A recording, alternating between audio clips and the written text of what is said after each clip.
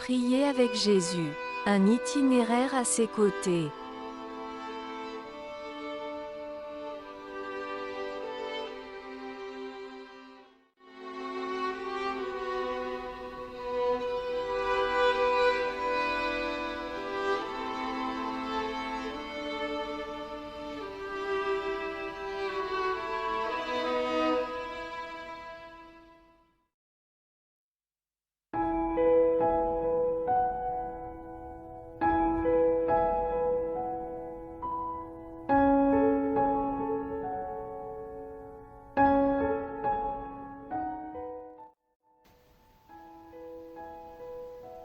Bonjour à vous tous. En cette 5e semaine de cheminement ensemble, nous sommes arrivés au jour 6. Le thème, la prière, grâce et labeur. En Luc chapitre 22, au verset 43 et 44, nous lisons: Alors un ange lui apparut du ciel pour le fortifier. Étant en agonie, il priait plus instamment, et sa sueur devint comme des grumeaux de sang qui tombaient à terre. La Genèse nous raconte que Jacob lutte toute une nuit avec un étranger que tout désigne comme étant Dieu. Ce récit n'est pas sans évoquer la lutte de Jésus dans le jardin de Gethsémani. Le mot angoisse est la traduction du grec agonia, qui a donné agonie en français. Le terme grec est revêtu d'un sens plus large et plus profond. Il implique une vraie lutte, l'effort poussé à l'extrême de l'athlète qui veut remporter la victoire. En Gethsémani, Jésus a prié dans l'agonie. Il s'est engagé dans une lutte intense, pénible et angoissante. Une métaphore saisissante met d'ailleurs en lumière l'intensité. Sa sueur devint comme des gouttes de sang. La piété populaire est parfois allée au-delà de l'image et y a vu un miracle littéral, Jésus suant du sang. Mais le texte dit comme des gouttes de sang. Dans l'image de Luc, la sueur de Jésus tombe à terre comme le sang perle et tombe sous forme de gouttes. L'image du sang, les Gethsémani à Golgotha. La sueur de Jésus révèle que sa prière constitue un labeur pénible. L'effort physique active le système de refroidissement que tout être humain possède. L'ouvrier qui travaille dans les champs sous un soleil de plomb transpire, de même que le menuisier qui s'active dans son atelier étouffant.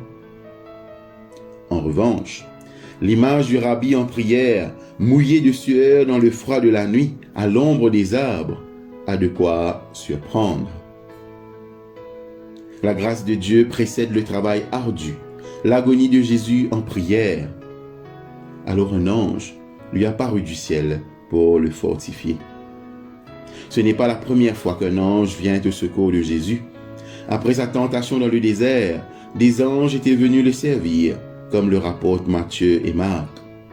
Cette intervention des anges s'est produite après les luttes menées lors de la tentation, comme pour refaire le plein d'énergie après tout ce que Jésus avait dû dépenser lors de sa lutte contre le tentateur. Dans le jardin, cette grâce lui est accordée avant qu'il ne se plonge dans le dur labeur d'une prière intense, comme pour lui fournir les forces nécessaires à une telle prière. La grâce et l'effort sont présents dans la prière de Jésus à Gethsémani. Et ils nous sont nécessaires aussi. Toute prière exige un minimum d'effort, mais ceux déployés par Jésus dans sa prière semblent hors du commun. Comment peut-on prier avec tant de ferveur et d'intensité, dans une harmonie si forte entre le corps et l'esprit, à tel point que les requêtes formulées s'accompagnent de sueur? Comment nous faire même une idée d'une telle prière? Si ces questions vous tourmentent, gardez deux choses présentes à l'esprit. Premièrement, le récit de Luc rapporte que la prière de Jésus dans le jardin est unique. Chaque compte-rendu des prières de Jésus ne fait pas état d'un effort aussi intense. Il n'est pas nécessaire d'avoir de la sueur, comme des gouttes de sang tombant en terre, chaque fois que nous nous approchons de Dieu dans la prière. Nous pouvons, cependant, faire une expérience comparable quand nous nous trouvons dans des circonstances particulièrement éprouvantes. Par exemple, au chevet d'un enfant malade, ou lorsque on apprend qu'on souffre d'un mal incurable, ou que notre conjoint en est atteint. Vous avez peut-être déjà connu l'intensité de la prière à ces moments-là.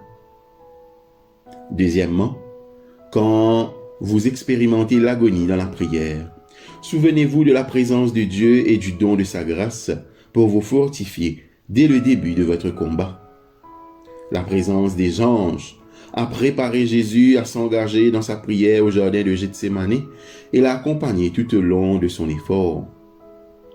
La grâce de Dieu vous préparera et vous soutiendra, vous aussi, dans vos prières qui vous entraînent au sein des profondeurs de la vie et de la mort. Vous ne vous y aventurez pas seul et sans aide. Dieu sera avec vous pour que vous puissiez prier, vivre et espérer. Prions. Ô Dieu, quand je suis las et ne sachant plus quoi dire, sois avec moi. Fortifie-moi par ta grâce en vue de mon travail et de mes prières. Que ta présence me soutienne. Toi, qui es vivant pour les siècles des siècles. Amen. Votre exercice spirituel pour ce matin. Rappelez-vous une expérience où vous avez dû lutter intensément dans la prière. Qu'est-ce qui vous a poussé à persévérer? Quel effet cette prière a-t-elle eu sur votre corps? Où et comment avez-vous goûté à la grâce du renouvellement? Notez vos réflexions de votre journal. Relisez-les, puis relisez Luc, chapitre 22, les versets 43 et 44. En quoi votre prière ressemblait-elle à celle de Jésus dans le jardin? Remerciez Dieu qui vous fortifie en vue de la prière, aussi bien lors des moments ordinaires que pour des moments extraordinaires.